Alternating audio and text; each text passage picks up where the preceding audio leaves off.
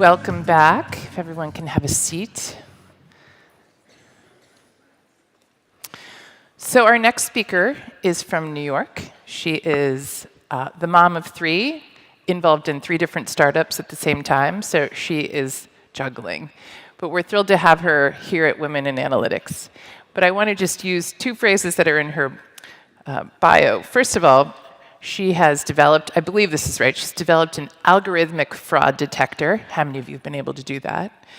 And she's also involved in a stealth startup. So she's got a lot of interesting background, especially in finance. So Yvonne has been a part of many different experiences that leads her to the conclusion she wants to bring to you today around the importance of diversity. So without further ado, let me welcome Yvonne Wang to the Women in Analytics stage.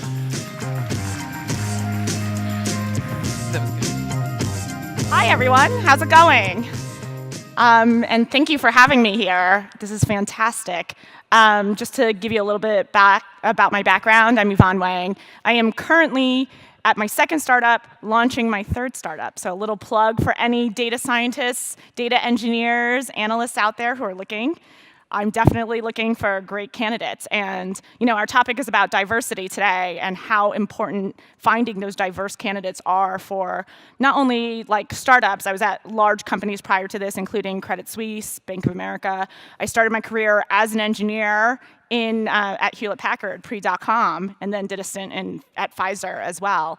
And the challenges of diversity are at small companies, at big companies, and 20 years ago, I thought, well, this is a problem that's solvable, and yet we're here today, and the problem still isn't solved. In fact, it's actually, you can say it's getting worse. And I was listening to the first keynote, and development's going faster, and yet we're not developing in this one certain realm that is so important and will become more and more important as we continue. So. I'm going to speak for a while, but I would really love this to be an open time for questions and discussion after that as well. Let's see. So diversity in analytics. I'm going to start out with this is a true story. I founded a company. We did algorithmic fraud detection for financial services. So we were looking for rogue traders, bankers, people who were taking money away from clients. And we had a strong suspicion that we would be able to see this in data. So as I was working with one of my clients, all of these things are highly litigious. So the clients, let's call them Acme Bank. We were deploying a solution, and I was traveling, and at around like midnight, I get this call from one of the executive board members saying that, we need to come in and he needs to talk to me. And first I was like, oh my gosh, then my technology, is something wrong with it already? I just started, this can't be. And in fact, he called me and he said, we have a different problem. And I want to look at this picture, and he said, to quote, all the gauges say it's okay, but the engine's on fire. So how could you have that? How could you have all of this data, all of these analytics, and yet something is burning and you don't know, right? So that's the big question. So if you think about that, you're like, we are all smart people. We have tons of data. We analyze this data. How are we missing? So so they knew that they had a rogue banker, and that banker was potentially defrauding the bank as well as the clients of the bank, which included very, very ultra high net worth clientele and politically exposed people. So the severity of this was huge. And they had forensic accountants, lawyers working on this for the last few months, and yet they still couldn't detect. And he's like, I know this is not what you guys normally do. You build systems for future detection, but I want your team to kind of look at this situation and tell me what's going on. So So I immediately called, our team, and we have behavioral psychologists, we have data engineers, we had data scientists of all different. We were about like 5 or 6 people, and then we called them all in, and we were sequestered into this room that was air-gapped, and we weren't allowed any communications whatsoever, and just basically coffee in a room in an undisclosed location to everyone at the bank, and they're like, well, you guys know banking, and you're really into data, so let's see what you would find. And after doing that for 2 weeks and countless cups of coffee, as well as just staring at reams of data, we actually put together in 2 weeks a full timeline of the sequence of events. And you can actually show the pattern of how this person committed fraud for, I kid you not, for almost a decade. And for a decade, these gauges all failed and did not detect it. It's not for a lack of data. It's not for a lack of dashboards or reports. It just never appeared. And why is that?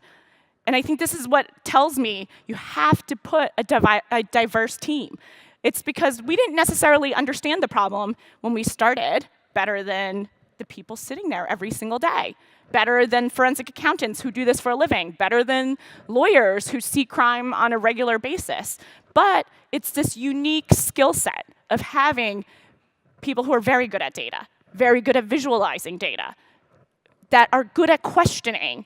And then those coupled with the forensic accountants and the lawyers and the business SMEs enabled us to solve that problem. So that diverse team was able to do it. I would never say it's us, and then I would credit, the leader for going, wait a second, we can't do this in a traditional way. These traditional silos are breaking us apart, and these are what's preventing us from solving real problems. And this is, we always laugh about data silos, which are, more traditional databases, like different databases. But these data silos are creating huge gaps in our understanding of what is reality and our ability to solve problems. So 1 in 5 companies said they were very satisfied with their returns they've received from analytics to date. One of the reasons analytics is working for these companies is this select group is because they tend to deploy analytics technologies and expertise across the breadth of the enterprise. So this came from Harvard Business Review. And what this tells me is, 1, yes, analytics are important, but 2, breadth across the enterprise is also extremely important. So it's analytics, but it's also diversity. It's the fact that you can't perpetuate this single view of the world, and you really need to figure out how are you going to get this view across the board. So that's 1 in 5. Everyone wants data. They're all greedy for data, and then now they're not happy with what that data tells them. And this is telling us that we can actually solve this problem. It's not just a data problem, it's a diversity problem. So how do we improve? How do we get those 4 out of 5 companies over the goal line? So I'll talk through these, and I'll bring up my initial use case about it. And it seems so logical, but I don't think most companies are successfully solving what this problem is. And like I said, this impacts small companies, large companies, anyone who really wants to make substantive change. So it sounds very simple. Like I said, determine the goal, build some expertise, try to move the needle, do some root cause and solution. However, it's how we're going to do that. How are we going to empower everyone to actually look at that data, determine what those goals are. We had needles, we had gauges. If you saw it, the dashboard, everyone has those, but they're not making changes. And why? That's what we have to solve for, right? It comes down to, it's not a data problem, it's not an analytics problem, it's not a tech problem, it's a diversity problem. So determining the goal.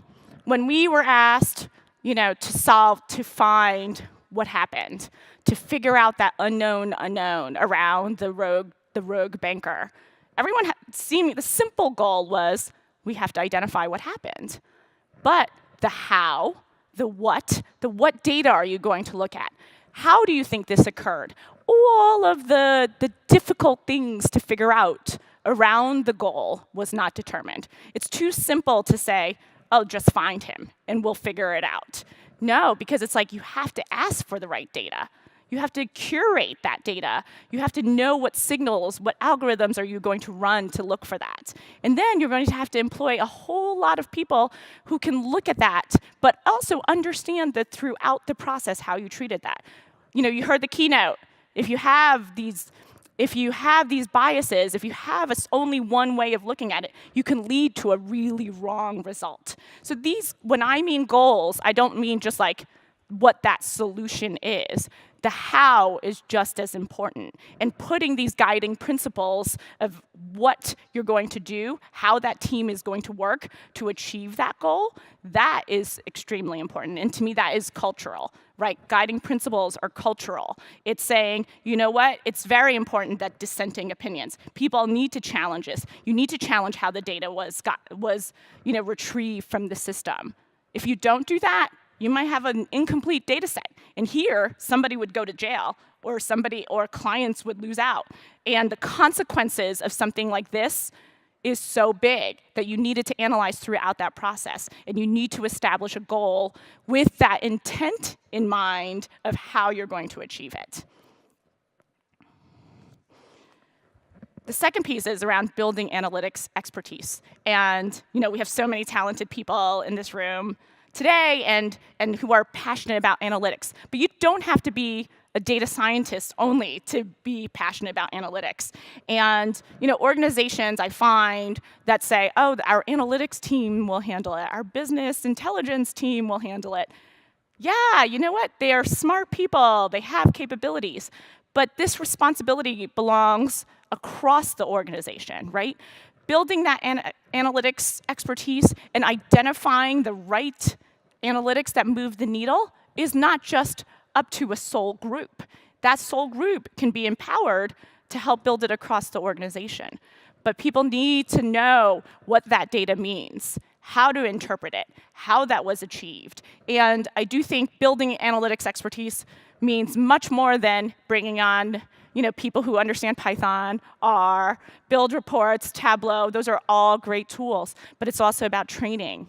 It's training a broader organization to really understand what their data is telling them and how is that actionable and how are those things calculated. Otherwise, we're in like data overload these days. We can't tell the difference. You just add 50 more analytics.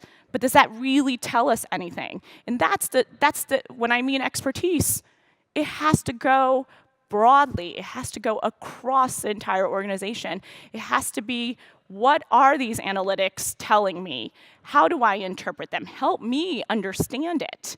And only part of it are the practitioners who are generating these signals. The rest of it is up to the rest of the organization.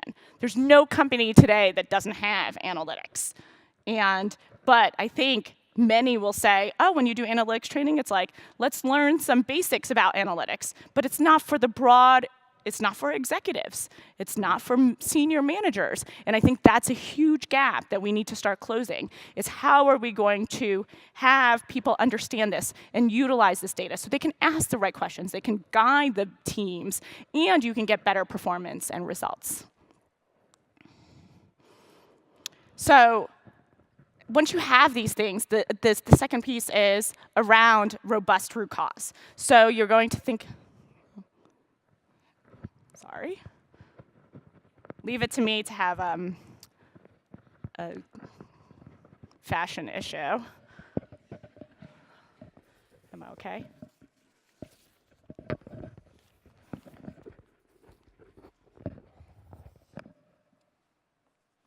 All good? Excellent. Thank you.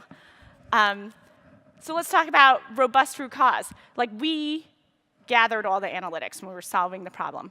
We looked at so many behavioral trends, very non-traditional sources of data. So we identified that because we had a diverse team. We had a cross-functional team.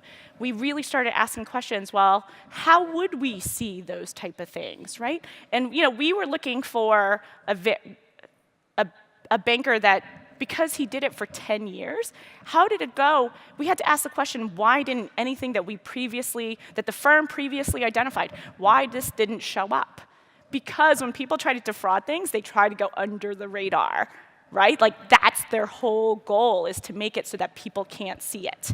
So it was very interesting, but one of my data scientists was saying that every single day these transactions look like nothing has happened. So that's how we know the system that the analytics didn't work. Nothing happened. It all netted. All the inflows and the outflows to clients, it resulted in 0. And so that was suspicious. It looked too good, right? Like errors happen on a regular basis. And this one, we saw nothing. He hid his tracks perfectly well. So then we discovered it was because the reports were being generated end of the day. So every day at 5 o'clock, these reports got generated. And at 5 o'clock, you only saw the summary view of the transactions that happened by 5. But us, asking business experts, then asking the tech teams who develop these reports, how these are generated, how business runs, allowed us to realize that's when the light bulb went up, and we're like, oh, we need to capture intraday activity. And when you saw it, he hid all his tracks by the end of the day. So that way, he knew how the reports were being generated, and he was able to alter his behavior so that it achieved that result at the end of the day, and no one can detect it. But the moment you took that data and you looked at it, what happened within the day, the signals went super crazy. So that tells you, one, analytics can be faulty without business understanding of how somebody trades on a daily basis. It also, this person had no background in banking. He just thought it looked suspiciously. We wrote an algorithm to say, well, what does his behavior look like compared to his cohort? And it wasn't that his behavior looked worse. It looked too good. So that was a suspicious thing.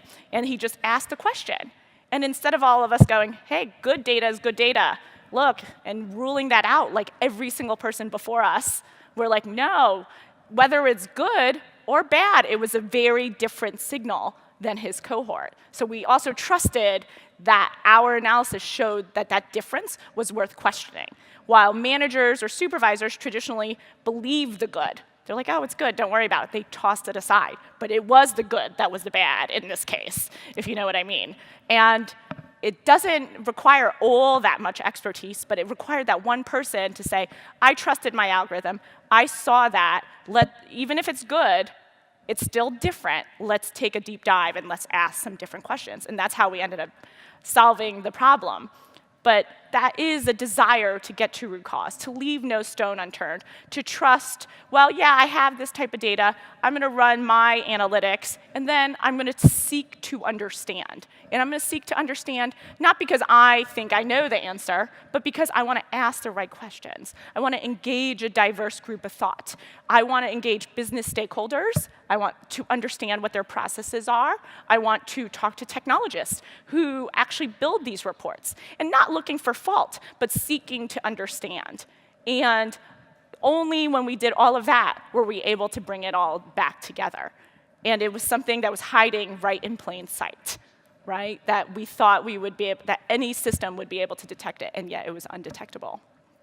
So, and the best part is when you do something like that, and we were able to we then took our fraud solution product and we actually changed it.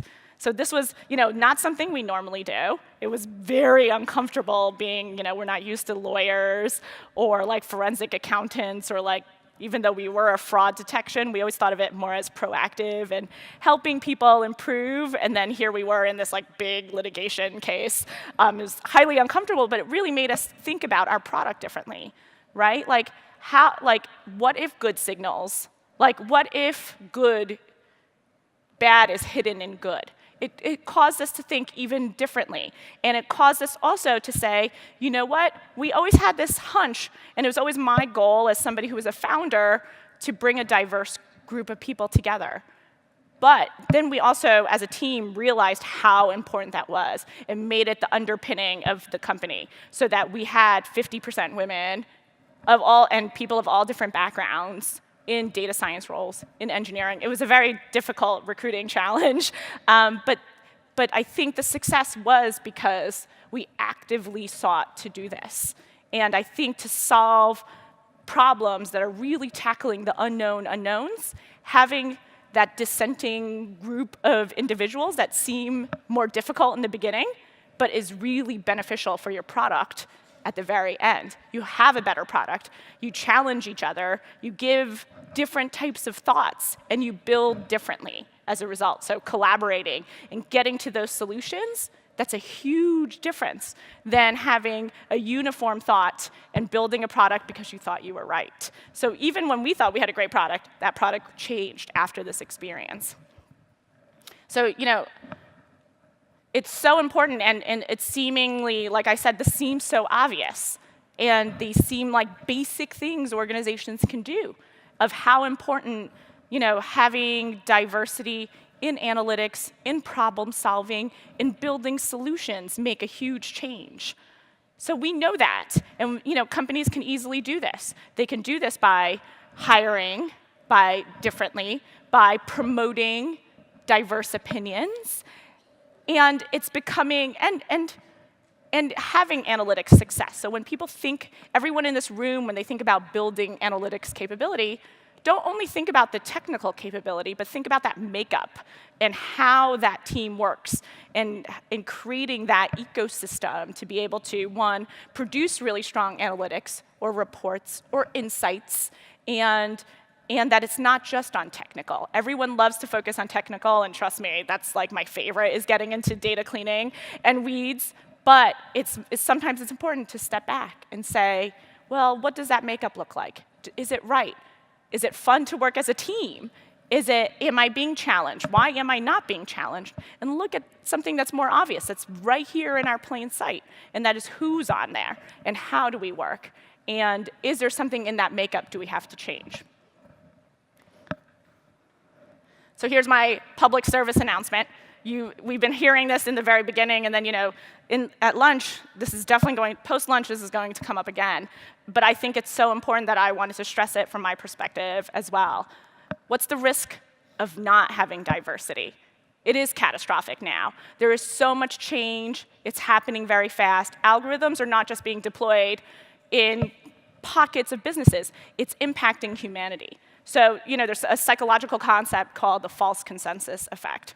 And that is saying, you have a group of people who believe in one thing, and they think once they believe in it, it's applicable for that their norm is societal norm.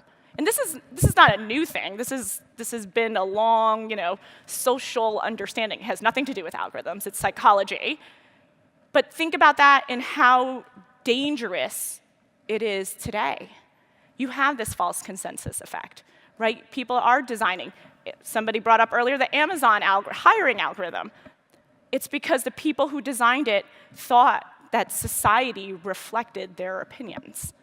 And so if you solve this even at my simple, let me find some fraud detection, if you have a diverse group, it's going to not as easily lead to this false consensus. And that's the people. It's not the data, it's the people. Having that different view, having that diverse group representing a diverse humanity is extremely important. When that microcosm does not match the macro world, that's when you're starting to see the bad effects, right? And it's going to perpetuate itself, and it's going to grow faster and faster and faster. And I think people are starting to raise these concerns. I was reading New York University has an AI institute, and they put 10 recommendations. I would strongly advise everyone read this if it's interesting. I picked 3 out of the 10 because I thought this had a lot to do with diversity, but I think everything is very relevant today. And the first one said technology companies, but I said, it's not a technology company. Every company uses technology these days, and we can't just group things as this is a tech problem. It's actually not. Every single company has analytics, every single company has data, and every company is a technology company. Must go beyond the pipeline model and commit to addressing the practices of exclusion and discrimination in their workplace. And the pipeline model means I'm just going to hire more diverse candidates. But we're saying that that's not enough, right? People have to feel comfortable in having different types of views. And that is only done by corporate culture, or small corporate in my startup culture, right? That that that type of dissenting opinion is really important. It's to avoid that false consensus effect. People have to feel like their environments are allowing them to speak up as to why something is different and why it's wrong. So it's not just that you have to assemble a different group of people. You have to create an environment in which these different people, their different opinions and their differences are respected. And then it's so important because these products are getting deployed out in the market. And these are human, products. It's not just, hey, I'm going to trade better because I'm in financial services. These have huge things. Now they're social products, right? They're lending products, every single thing. So by doing this and allowing the different perspectives and allowing people to have different thoughts, but also like raising their hand and voicing their thoughts, it will lead to a different product. And it's a much better thing. Not just a happier workplace, but it's better for the company.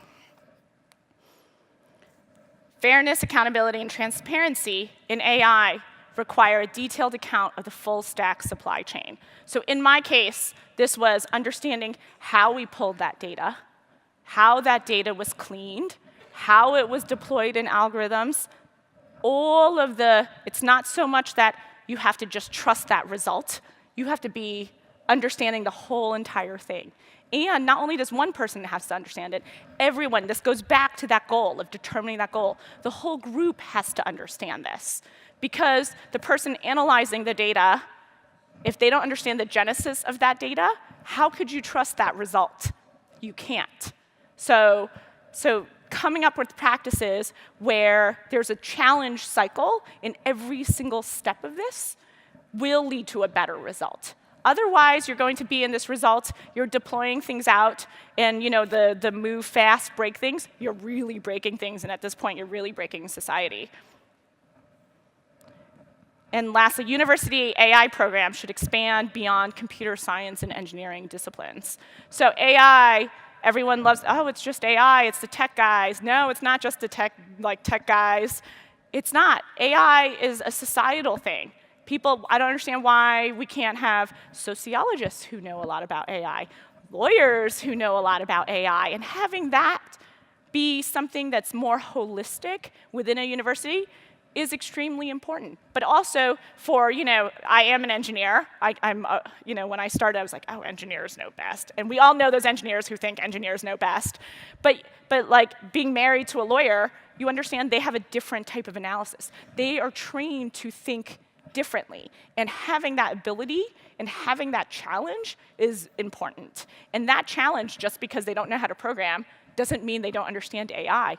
They could understand AI and the effects of AI, or analytics, or machine learning on the broader society. And having all of these people come together and understand it, not just making it a computer science problem or an engineering problem, but making it a wider group of people tackling a societal problem or trying to advance society is a really good thing. I do want to, say a couple of interesting facts that I found while I was trying to do this.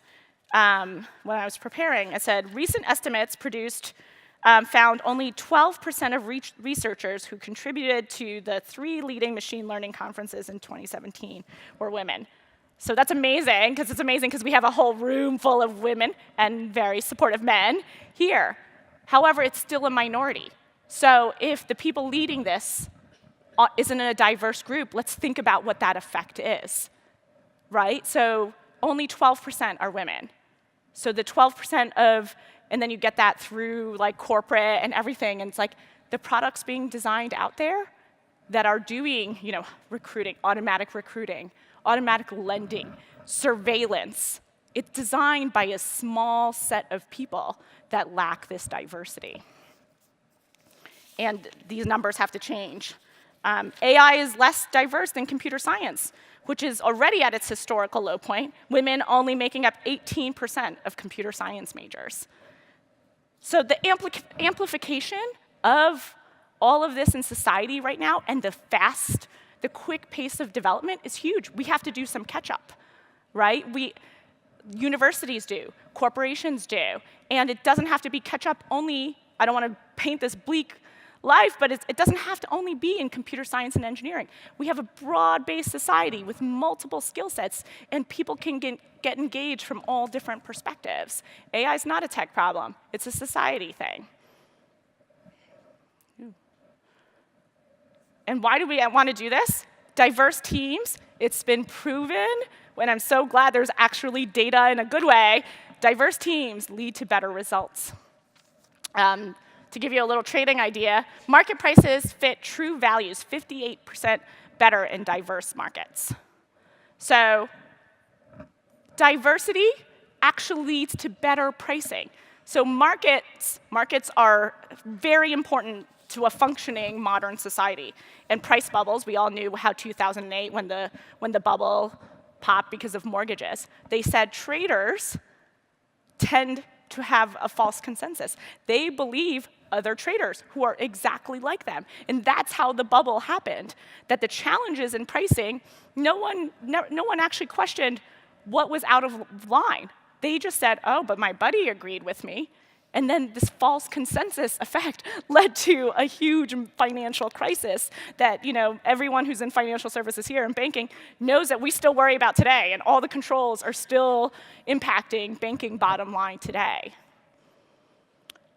And lastly, 33%, top quartile diverse companies outperform financially compared to the last quartile. So this is dollars back in corporate pockets. Ethnically diverse and gender diversity, and now it's consistent between 2014 and 2017. Now there is data showing us that a diverse team leads to better financial results. And I'll leave you, and then I'll open it up for questions, but so it's kind of like what? Diverse teams lead to better analytics, better problem-solving capabilities. From my own experience, we built better products as a result of it. The second is, if we don't do it, it's actually really dangerous at this point where we are in society. And third, there's really no reason why we shouldn't do it. It's proven to be beneficial for individuals as well as corporate bottom lines. So to me, this is something that is staring us right in the face. It's like there's no reason why we shouldn't do it. And society is telling us that we should do it. So everyone in this room, as you go back into your corporate lives and you're like, oh, I was in a room full of amazing, inspiring people that are like super into data and women, and then we go back and we're like, oh, it's just me. So we need to do something that actually changes that. We could help hire. We can get engaged in recruiting. We could, if people disagree with us, we can ask why, and let's have a conversation. Instead of making dissent uncomfortable, make that the asset, because it is a true asset. And, as middle managers and leaders, we can drive this culture. We can create this. We can create diverse teams, and we can force this issue because it's better for our own careers. It's better for performance. And it's only a compounding positive effect. So every single person in this room can make a huge impact on this. It's a very exciting time to be. And it's exciting because it's a win for analytics, it's a win for women, and it's a win for companies. And you rarely get that. So that's all I had to say. I do want to open it up for questions.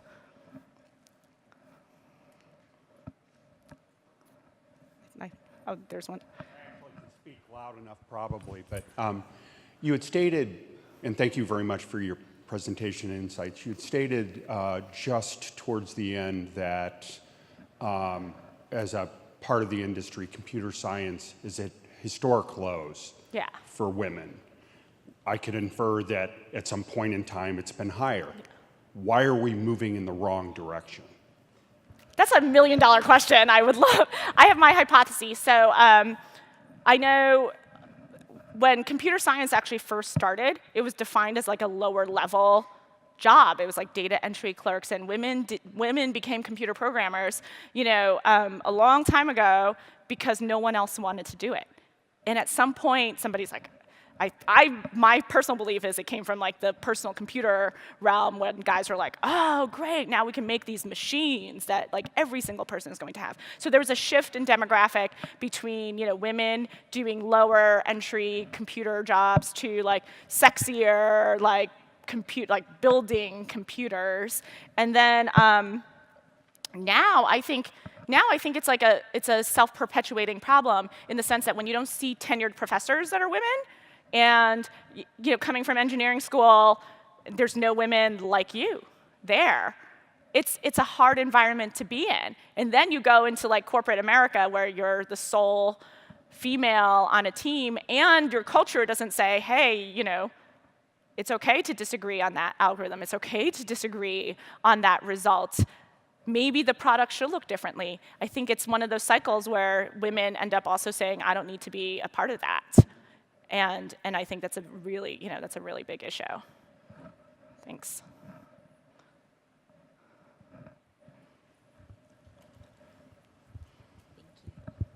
First of all, your talk was amazing. Thank you so much. Thank you. And I'm glad that you touched on diversity outside of demographic diversity, and you also talked about interdisciplinary diversity, right. Because I think it's really important. But so from academic side, I'm a professor, but I also do consulting with companies, and it's really easy in consulting to help them with. You have to diversify. You have to have, broad demographics. It's much harder to get them or their D&I departments to accept interdisciplinary diversity.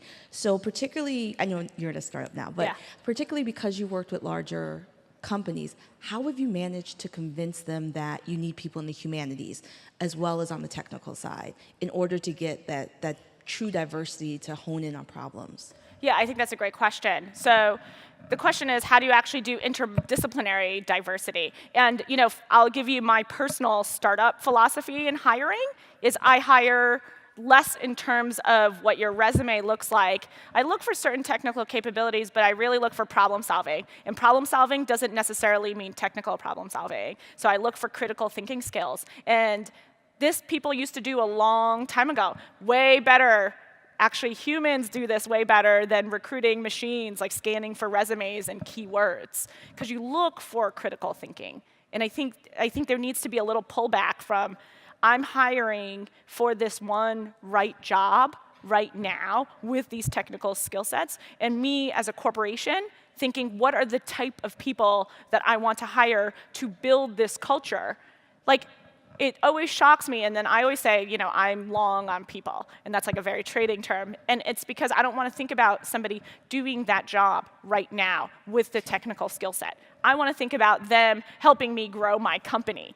And that today might mean a technical skill set, but tomorrow it might be in a leadership skill set. So let me look at that person and that ability for that person to grow into that. They might not be able to do it now, but they might possess, and it might come from humanities. You know what I mean? They might be a great writer, and I can teach them technical capabilities. I can teach them to look at data. I can teach them to become a product manager. But what I can't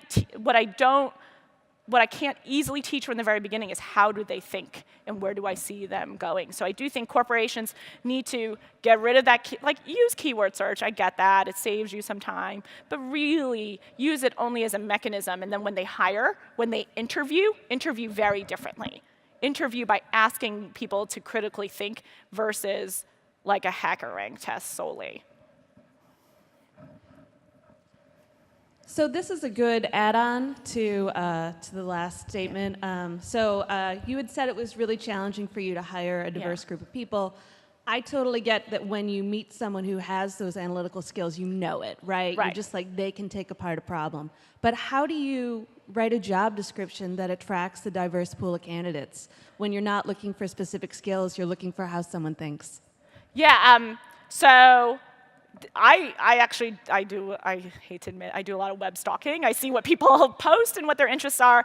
But I also now there's, and I wish I remembered what this company, they actually look at biases in terms of posting and how you post. So they look at job descriptions and what that reflects about your company. It's actually, many people started using this, and we did as well, and it's to really look at, do I have bias in my job posting of what I'm looking for? So what you put out there, and that's my just general Zen way of looking at life, what you put out there is what you're going to get. So like when we wrote our job descriptions, we wrote them very, very differently at my last, and for my next startup, that's what I'm also going to do. So we looked for people who were excited about solving problems, you know, and passionate about working with others. If you start putting those messages out there, you're going to attract a lot of different people. And you're going to attract people who are interested in that, in the way you wrote those job descriptions, right? If you highlight it as a corporate goal, those are the people that are going to come to you at the same time. And then you're going to look at how they interact. The good thing about data is you can look at their LinkedIn. You can look at all of it. And you're going to say, does that person, do I like them because they're vocal? Do I like the fact that they posted they're at Women in Analytics this week? And you're going to say, yeah, I do. So those are the people that you're going to end up bringing in. But I do strongly think people should look at how they write those descriptions. And if they write them in an only purely technical fashion, you're going to get those technical candidates. But if you write them in the way that's aligned to your business mission and your vision, you're going to attract people who are attracted to that vision.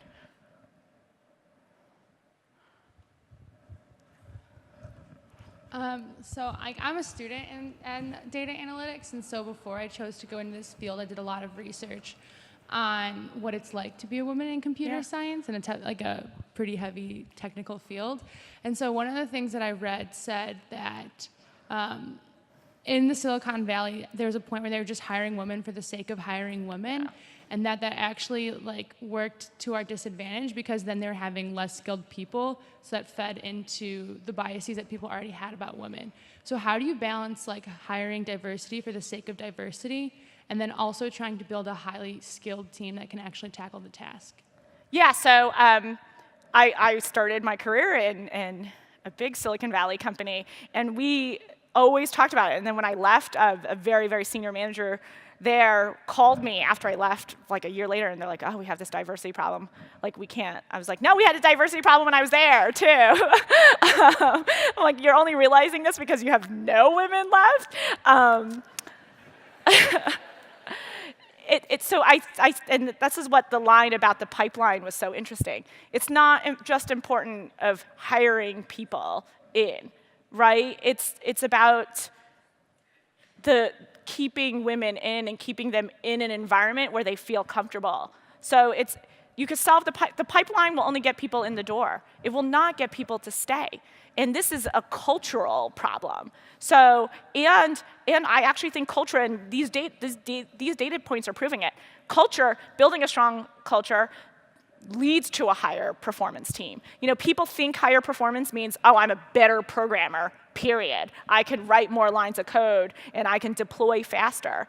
But what if it's not? What if this is telling you it's results-oriented? What is that program meant to achieve? What am I supposed to be doing? And that's telling you that a diverse team leads to that. And the moment you start changing corporate mindsets to say, high performance does not mean higher output. It means better aligned output to my business objective. It means a better product that works for society as a whole. Then they're going to change that. Right? They're going to say higher performance is diversity. And by me promoting diversity and making people feel comfortable and making people challenge the right things, and I'm going to say that's okay, then women are going to stay in those environments. Or interdisciplinary. The moment the lawyer who comes in is like, well, I'm just a lawyer, and all you guys are going to just speak about programming and data cleaning, blah, blah, blah, blah. No, we have to it's our job to make them feel comfortable because they have a critical analysis, they have a critical analytic skill set that understands how it plays in the world today and what those risks of not doing well are. So that is like key, but it's like, I even have to do it. I have to go, oh. I always tell my husband, I'm like, you don't understand. And then I'm like, it's not a woman problem, it's a data problem. But it's important for me to like take a step back and say, no, I understand. I understand where you're coming from. I understand your concern about me building this, or surveillance was like a very hot topic because that's what I did, on what that does to broader society. And he really influenced the way we designed the product to say, it's not a gotcha system. We're just highlighting differences. And we're highlighting differences for somebody, a person, like a lawyer, like a compliance individual, like a risk individual, to review and make that conclusion. So a long-winded way of saying, one, pipeline is just getting in the door. But I think people need to change their views of what high-performance teams are like, and also building an environment where you're going to encourage this diverse group of thought. And it's easier said than done. People don't love to be challenged. I think that's it. This will be our last question. Oh, last question. Great. Hi. Hi, so that goes really well with my question because what I've seen throughout my career, and I'm sure you have, is that we have a big problem with retention.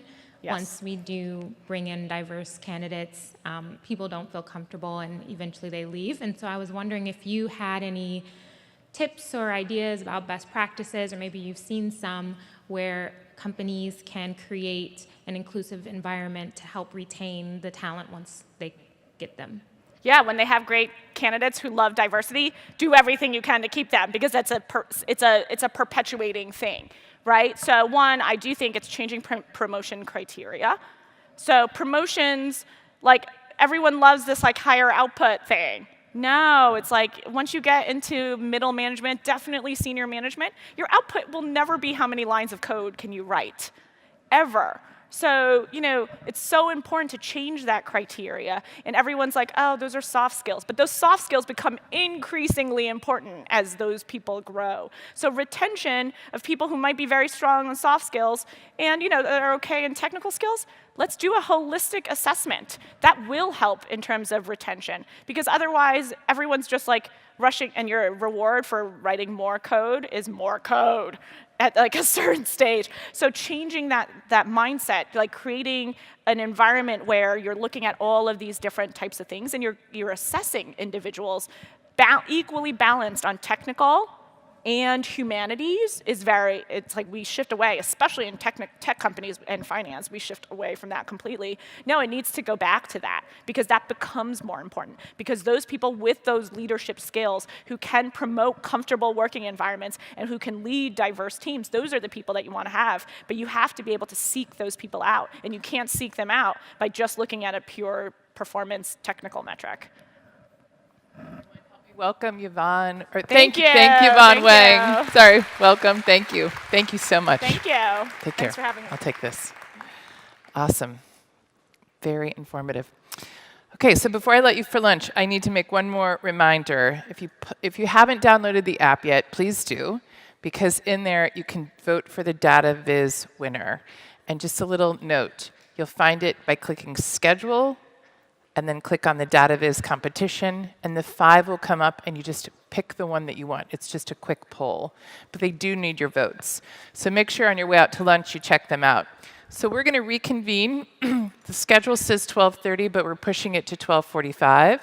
So if you have any questions about lunch, make sure to see one of us or at the table outside, and we'll see you back in here for the main panel at 12:45. Thanks very much.